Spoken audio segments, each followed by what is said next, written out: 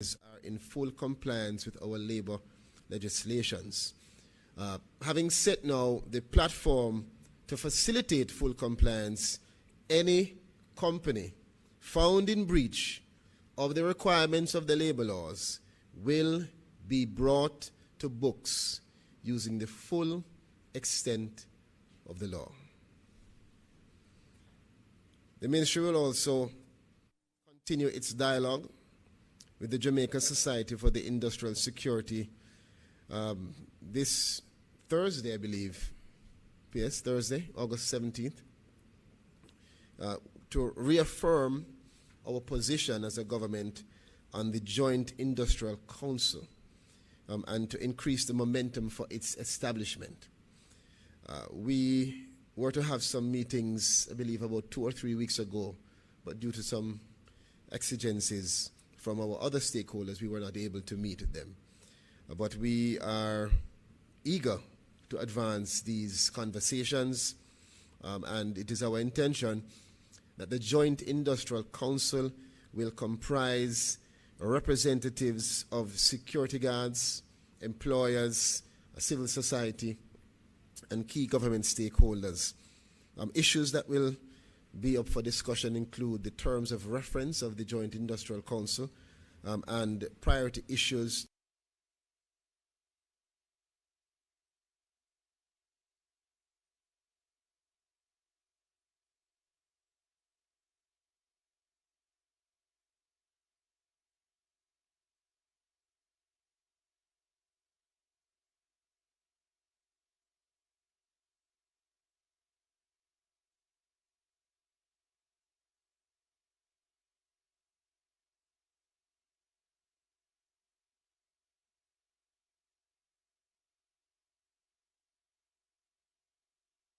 to be addressed by the council itself.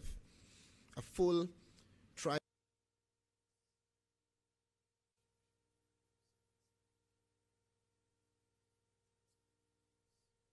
most vulnerable country.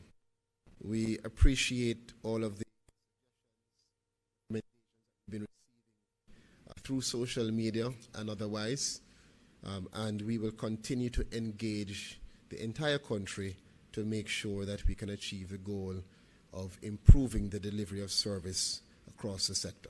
Thank you so much. Thank you, Minister. And Minister Morgan, ahead of just having, as you would point out, Minister Tufton, will take questions for Minister Charles Jr. Just to say congratulations once again to the Permanent Secretary, Colette Robert Risden, on receiving the National Honor Commander of the Order of Distinction. Ahead, though, Minister, of the questions, let's go to your new PATH campaign as well that the ministry is rolling out. The government of Jamaica, your government, is committed to guaranteeing social protection for our most vulnerable citizens. Through PATH, the Program of Advancement through Health and Education, we provide critical social assistance to needy households, especially those with children, pregnant and breastfeeding women, persons with disabilities, and elderly dependents. Beneficiaries of the PATH program receive bi-monthly cash grants, back-to-school and tuition grants, and examination fee assistance. Participants are included in the Steps to Work program, the Ministry of Education's school feeding program, among others. Visit your parish office and apply today. Remember to bring your children's birth certificate, TRN, and a government-issued ID. We want to help. We care. Apply today. Thank you, Minister. And of course, that's one of the 4 points you raised earlier in terms of the updates you've given. So we have some questions from members of the media. We'll start off with JIS. Morning, Minister. Morning. Chris Patterson from JIS. Could you speak to the timeline for the engagement process regarding the overhauling of PATH? And how soon will these additional persons begin receiving benefits? So we have started the process already, and we have decided to take the quarterly steps. So we have set some objectives for ourselves for the next quarter, and we will be doing so throughout the year. We hope that the overhaul will be continuous, and we say that because in our discussions, it's important for us to change the concept of customer relations in the ministry to be always improving. So the goal is not for us to set 6 months and then after 6 months we're all done. We have identified a number of issues such as the criteria methodology, and we hope that within the next 6 to 12 months we would have been able to settle that. But the philosophy and the concept should be a continuous engagement with our clients and with the staff members especially to have consistent improvement and growth in terms of how we deliver service.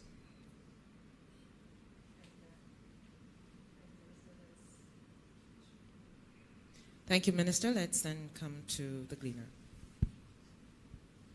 Minister, you mentioned the majority and most in terms of describing the benefits that the security guards are getting. Can you give us a figure for that? And also, what is the update on the probe launched into the living conditions for farm workers in Canada, well, overseas? I'll have to get back to you on the specific figure, but my understanding is that it is a significant majority that is compliant. As it relates to the probe into the living condition of the farm workers, it is my understanding, based on consultation through the management committee led by our permanent secretary and the liaison officers, that that particular issue was settled. And that matter was settled perhaps within a week or two of the incident being published. Since then, we have engaged in an enhancement of the discussions with our liaison officers, a review through the management committee of the processes and the systems. And I personally, along with Minister Dunn, we have actually gone to the farm work division building, engaged with farm workers, and we continue those consultations with a view to gathering as much information as possible to really get an accurate perspective on what the issues are. And let me tell you why. What we found is that the farms are so expansive that you may have 100 workers on one farm, and they all have different perspectives and different views of how they see one or two liaison officers. So in that regard, we have had discussions with the liaison officers. We will be increasing the number of liaison officers. We've provided new pamphlets and brochures for workers to explain to them their rights. We have one that actually says, know your rights, and to explain to them how to contact us and how to report breaches. We actually have a situation now where we will be doing just mystery calls, calling persons randomly to get a feel of their own evaluation of their circumstances. And we have a training program for our workers that has been revamped, as well as for the liaison officers, as well as we are ramping up our orientation program. And so I had an opportunity to actually go and to consult and engage with some of the workers before they went off to the airport in asking them some questions. So the farm workers probe, as I said, it has been provided to me in detail, and so far, we seem to be receiving reports of, I'd say, positive reports. But that continues, and we expect that going into next year, we will continue to have those consultations. All right, thank you, Minister. Mr. Morgan? We'll just...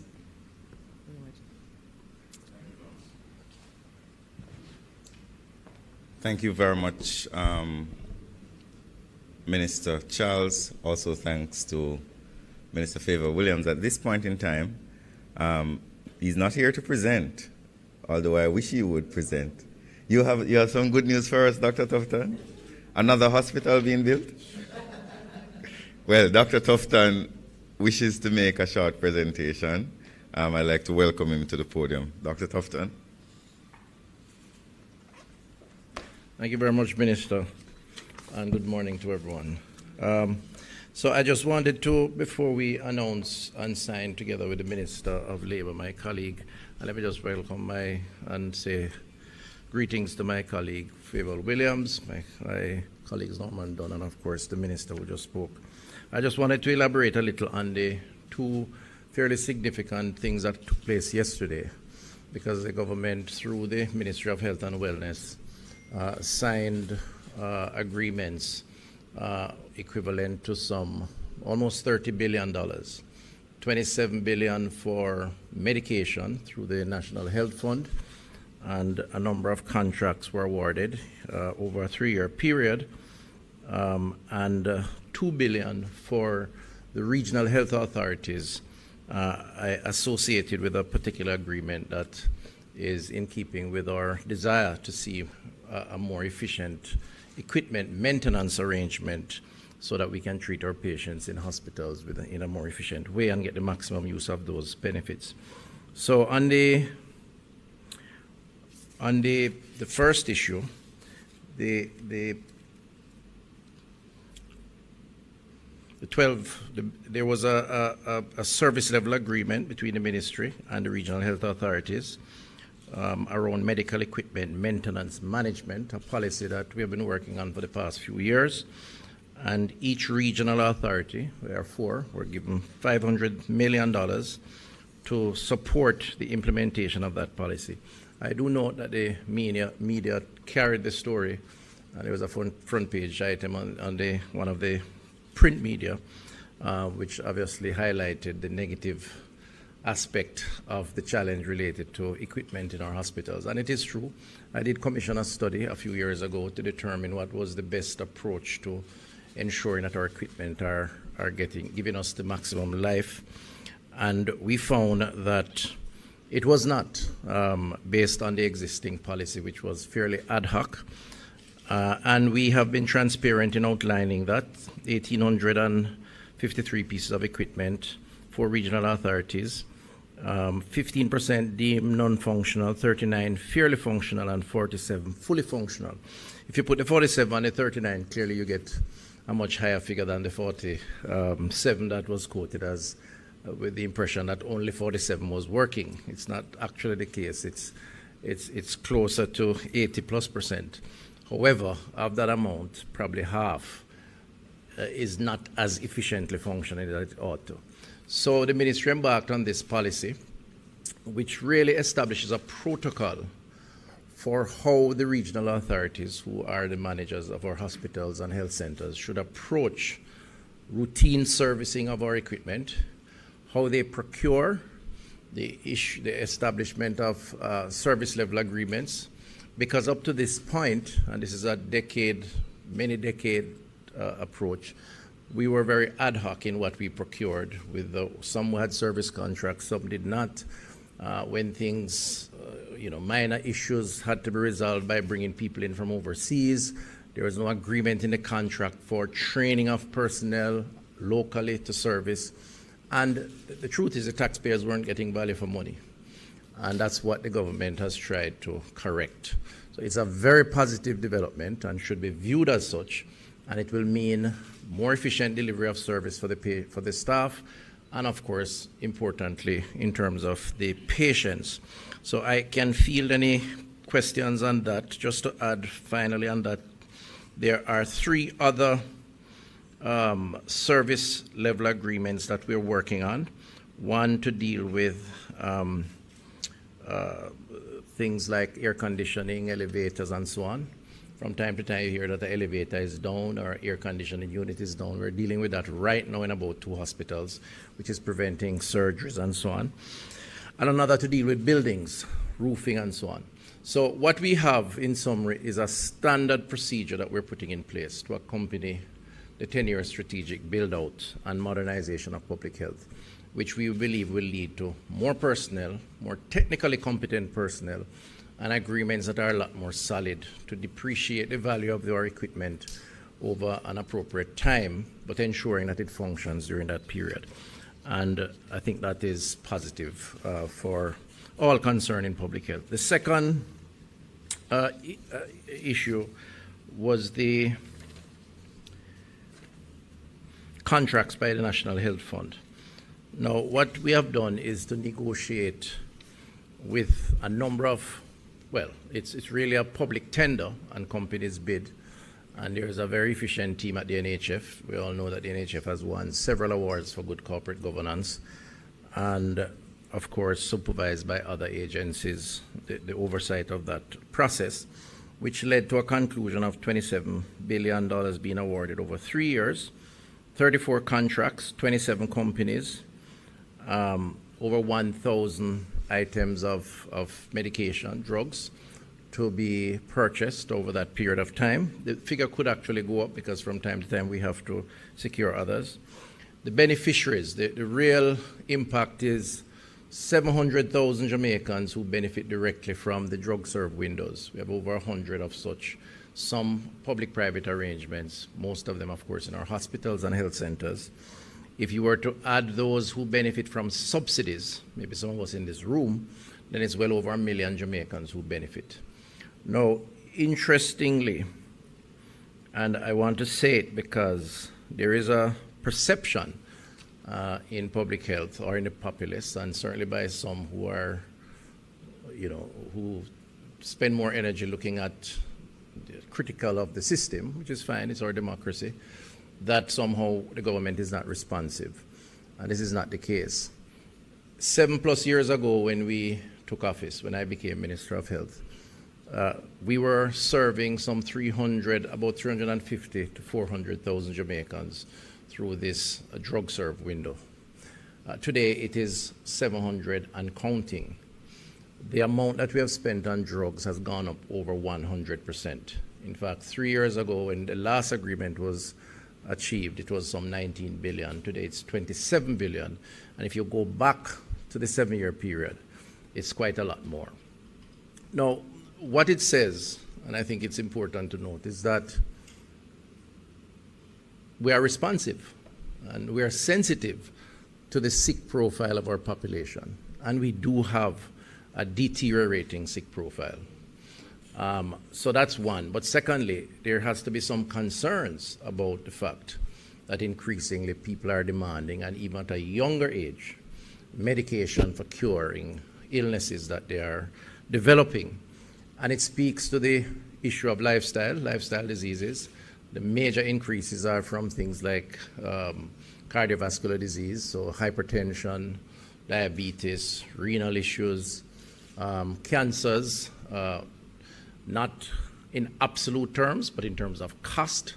They said when someone is diagnosed with cancer, you're immediately looking at least 10 million Jamaican dollars of expenditure between treatment of one form or another. So I would say that we are demonstrating that we are prepared as a government to respond to the needs of the public. And this is very much manifested in the allocation of 27 billion. But we are also very concerned that our population is moving in a direction, and all the implications of that, that is unsustainable in several ways, from a productivity level, from a health and wellness level, from a happiness level, which means that a lot of other conversations have to take place, which is why we have launched the Know Your Numbers campaign to encourage screening, because early detection is a major response to trying to cauterize some of these issues. So all told, I think from a public health standpoint, things are improving in terms of our response, but we still have a lot of work to do. I want to also quickly comment, if I may, Chairman, before I go into this signing, on the recent discussions around hospital beds or the lack thereof, and the concerns that have been raised by some, the opposition included, that somehow we are accommodating inhumane treatment of Jamaicans who visit our hospitals. First of all, over the last 7 years, the government has done more than any other administration in my memory to improve the conditions of our health infrastructure. And if you look at the trajectory over the next few years, that level of improvement will expand exponentially. And I'm not exaggerating. You're talking about a $60 million US 6-story facility at Spanish Town. You're talking about the full restoration of Cornwall, which would mean more bed space, the new Western Child and Adolescent Hospital, the plans for Maypen, for St. Anne's Bay, and over 100 community health centers that have been renovated over the last 5 years to the tune of over $3 billion.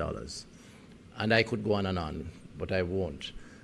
But suffice to say that we have to be careful that we do not identify a single incident, even without fully understanding the context and drawing conclusions of doom and gloom for whatever purpose. Maybe naivety, maybe inexperience, or maybe just mischief. I'm prepared to give everybody the benefit of the doubt and say maybe it's naivety. The reality, though, is that our public health infrastructure has been responsive, but the reality is that we're suffering from a chronic neglect over decades, which will take time, and all of us have to play our part in that. The issue at Cornwall Regional with the video that circulated is unfortunate from a number of perspectives. First of all, the context is that it is a section of the hospital which is a kind of holding area for social cases when we become overcrowded by more urgent, life-threatening cases that require inpatient care, and we have to assign them a bed. And today, Cornwall is over 100% occupied. A number of hospitals like that. That holding area does have facilities for persons to sit, maybe a reclining chair or otherwise. And the truth is some persons exercise the option not so to do, and that is unfortunate. So while we do not excuse away the need for monitoring and closer monitoring, which I've asked to be done at a management level, it is a function of some of the challenges around demand and the challenges around social cases in our institutions. We have at any point in time about 10% of our hospital beds occupied by persons who are not supposed to be there. They have been discharged, but they have nowhere to go. Their relatives have abandoned them, and they live in the hospitals. And the infirmaries are already overcrowded, and we have transferred a lot to our infirmaries. I work very closely with Minister Mackenzie. 10% of about 6,000 beds is, as you know, right, 60 or so. It's about 6,500 beds. In the Western region, based on the recent numbers I have, we have over 100 social cases. And the Western region had about 600 plus beds. So it's a struggle. I'm not saying it's not something we need to improve on. We are doing that by building out. But it is a struggle. And I think that context is important as we draw conclusions. And the government has demonstrated a lot of compassion, I believe, over time. But I continue to appeal to relatives that you must collect your loved ones when they are discharged. And I mean, if it's hard, let's talk about it.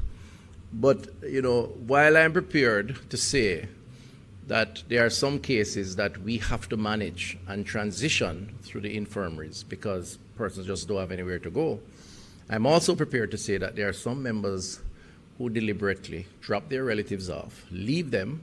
They do it during Christmas, they do it during Easter, and they treat the hospital as a holding area, a nursery, if you will. And it is a reality.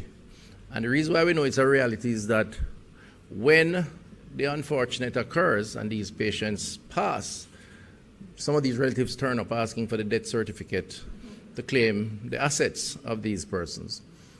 It is a reality. It's not a comfortable conversation to have, but it is a conversation that I think is needed in order to adjust moving forward. Okay, so The final issue, if I may, is the issue of signing an agreement. Now, in my sectoral presentation some time ago, that's in May, early May, I had announced a program called New Limb, New Life, where we decided, based on the data, to support those persons who have lost a limb, an arm, a leg, with giving them a subsidy towards replacement or prosthesis, an artificial arm, artificial leg, and work through or with the Disabilities Association through the Ministry of Labor.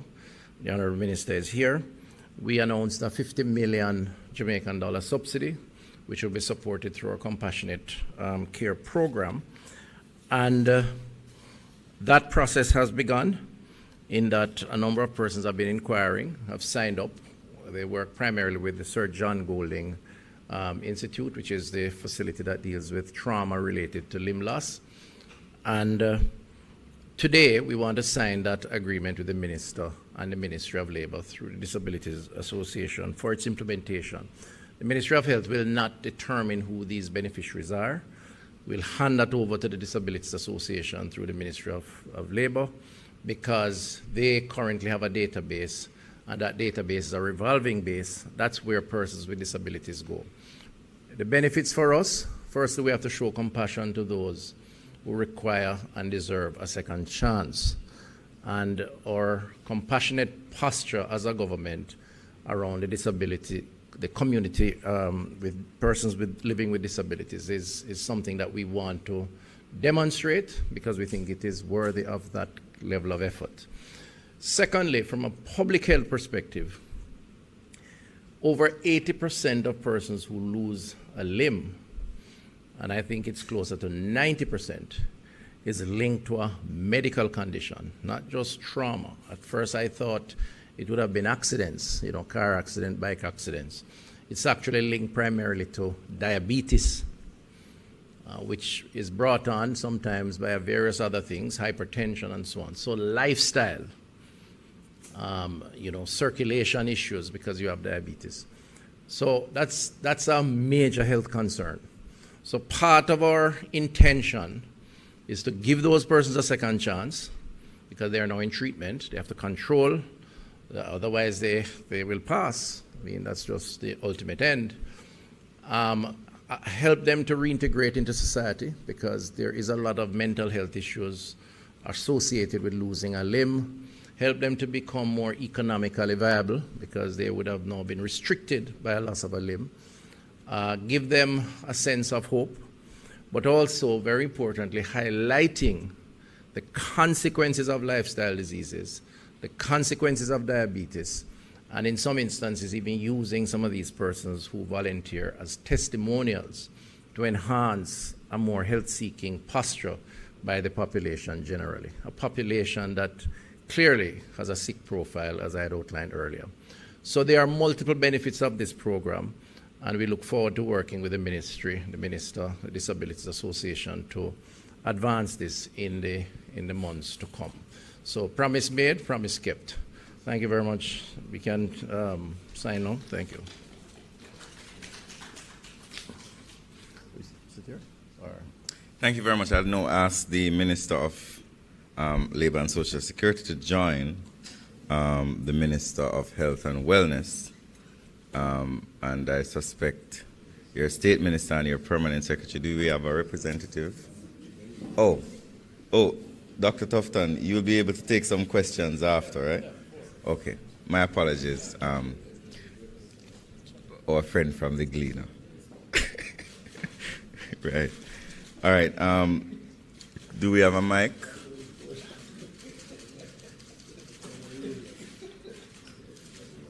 All right, so.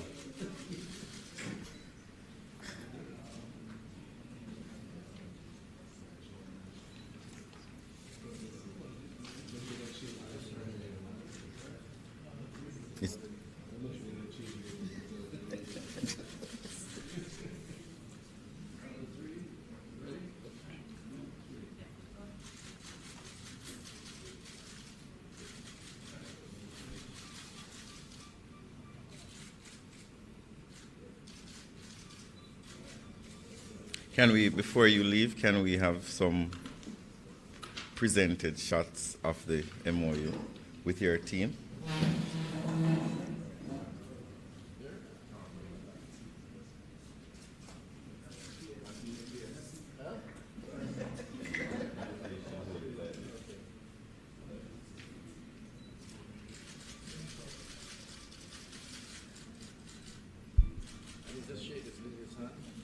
By the way, she went to Manchester High School.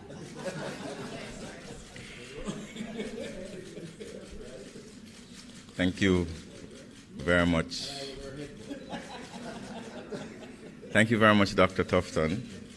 And thanks to the team. We'll have some more opportunities for pictures after. But I suspect that members of the media would like to ask you some questions. You may come back. Yes. Thank you, Minister. We do have one from this side of the room, so let's do that. This is for all the ministers, actually. Have any of you been contacted by the Integrity Commission any investigation into illicit We do not comment enrichment? on Integrity Commission matters. No, Minister, it's a question, though, and Jamaicans want to know. No, you want to know. No, Jamaicans want to know, and I'm a Jamaican. All right, hold on. Yes. The Integrity Commission is an organization that is independent to do this investigation.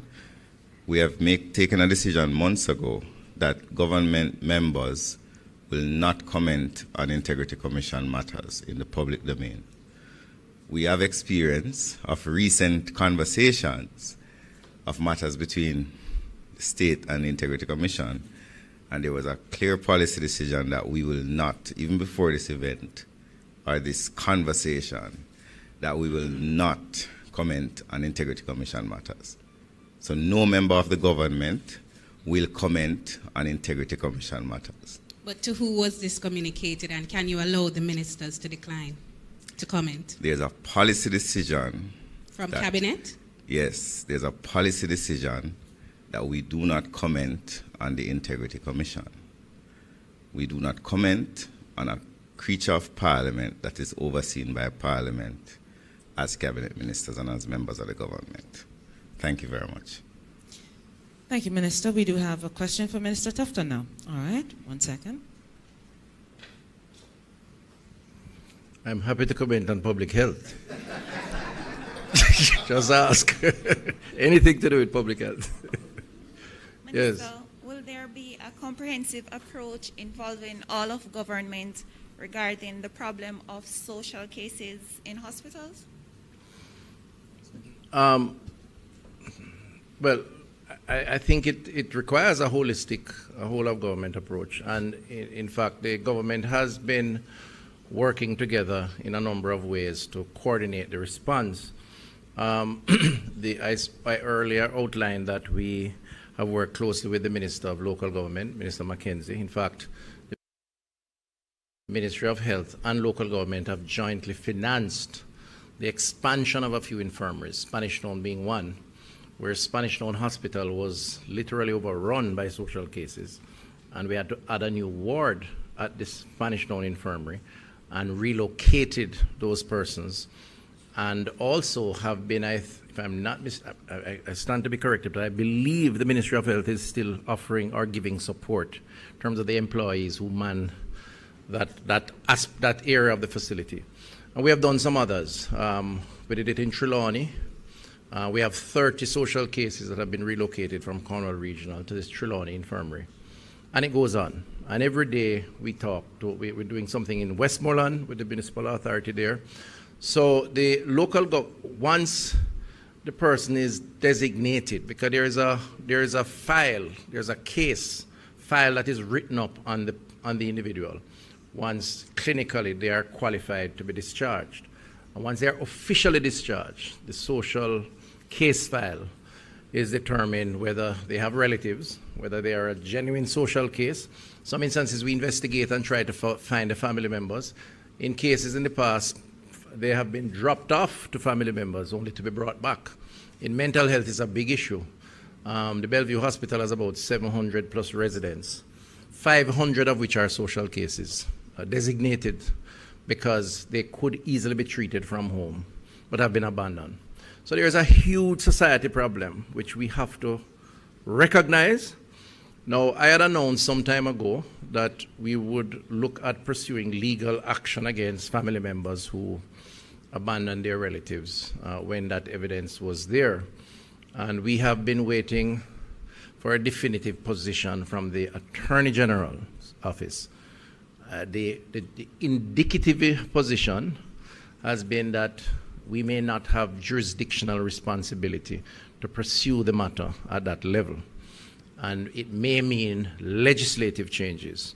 But I have not gotten that firmly as yet, which is what has prevented us from going to the courts already, because I had queued up the team. We were willing to outsource it to a legal team. And I just want to say, it is not an attempt at targeting the victims, who are the people who have been abandoned. It's an attempt of recognizing the responsibility of their significant others, whether it's their children or otherwise, especially in the case where these persons have assets. Because remember, a lot of them have assets. They have their house, they have land, they have pension that is coming to them, and it is utilized by their relatives or significant others, whoever those are, not to their benefit. And if you talk to some of them, and I have a number of them, and they give you the history of where they're from and who their relatives are, you fully appreciate, or you appreciate a lot more the real dilemma we face. But again, we haven't been able to pursue that because we haven't gotten a definitive position. Now, beyond that, there is a mental health challenge around some of those cases, and we are trying to expand our community outreach around the treatment of mental health. We have added a number of additional personnel at the community level to do visitations and so on, vehicles to support it. But it's a growing problem also. So yes, it's an all-of-society approach, but we drive that program because it falls under public health, of course. Any other? I see no further questions, Minister. So, Minister Morgan, thank you. Over to you. Thank you, Ministers. Thank you very much, Dr. Tufton. Do we have any more questions? Sure. From Kimon.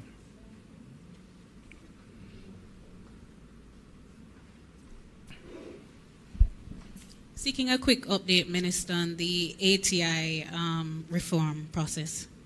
Oh, thank you very much for that opportunity. So we, as updated last time, the government is very serious about the ATI reform. There was a joint select committee that was held about a decade ago, but we felt that those conclusions are a bit dated, as it was over 10 years ago. So what we have asked is, as Minister with responsibility, I've asked the Information Division, when I just became Minister a year ago, to start work on it. Since then, they have submitted documents to the Attorney General's Department for determination, so we can make a submission to Cabinet, so we can have another joint select committee for the ATI. The reality of it is that the government or the state's legislative process is very, what's the word? It takes some time. So, but I can assure the public that we're doing some work on it. It is our hope that we can get it out within another few months, but I cannot make such a commitment as I do not control all the levers as it relates to this matter. So there is work being done on that. All right? Any other questions before we close? All right. A marathon post-cabinet press briefing. I would really like to thank the ministers who came here today. Minister Favour Williams, who started us off, Minister Pernell Charles Jr., and Minister Christopher Tufton, as well as State Minister Dr. Norman Dunn. I was going to say Professor Norman Dunn. I would also like to thank representatives from the various ministries. I really don't remember everybody's name, but I want to really appreciate all the top-level management and support as well as those from the media who have come and the various government entities, such as the Disabilities Foundation, who have been here with us this morning. Also want to thank members of the media who came here. Really appreciate your attendance at Post-Cab.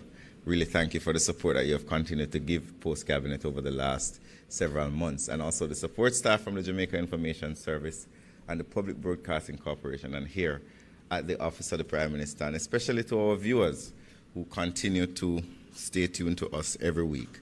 Until next week, another Post-Cabinet press briefing. Thank you all for watching, and see you next time. Hi everyone, by now you would have heard the great news. Jamaica's unemployment rate is 4.5%. That's the lowest unemployment rate in the history of Jamaica. We are now close to full employment.